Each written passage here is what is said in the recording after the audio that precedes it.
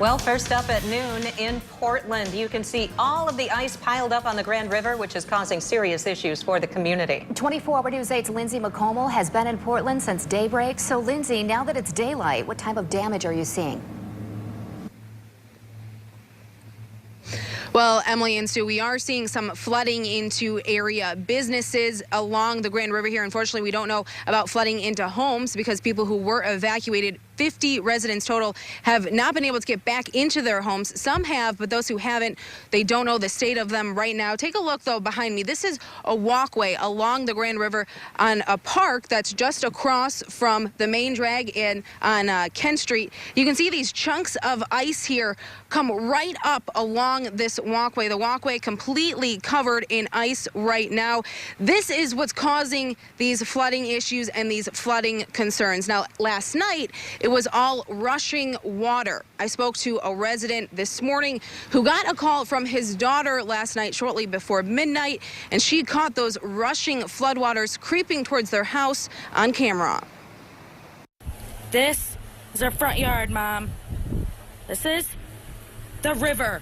That is the river.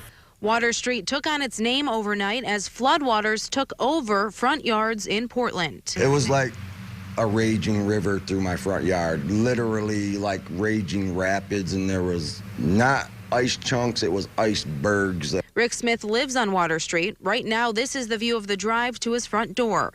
He had just left for work when his daughter called shortly before midnight. My daughter called me and said that the river was in our front yard, and I didn't believe her because I just left the house an hour earlier.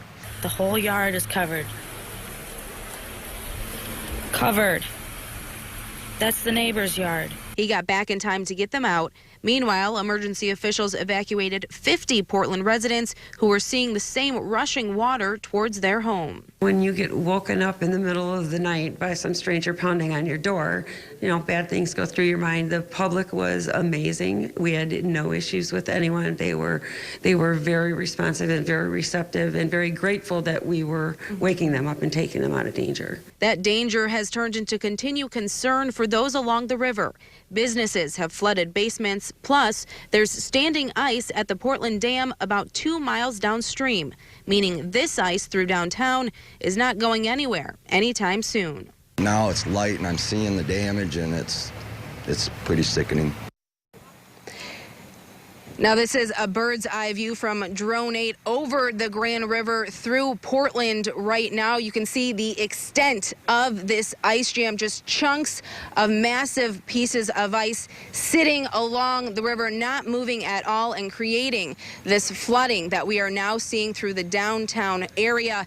Now, we've been in touch with emergency officials as well. They did let some residents back into their homes, but now it's a waiting game to determine how long other residents will be out. Rick Smith, who you just heard from, says he was told it could be days before he's let back inside on Water Street. So we do have team coverage for you throughout the day here in Portland, and we'll have updates throughout the show as well. Reporting live in Portland, Lindsay McComal, 24 Hour News 8.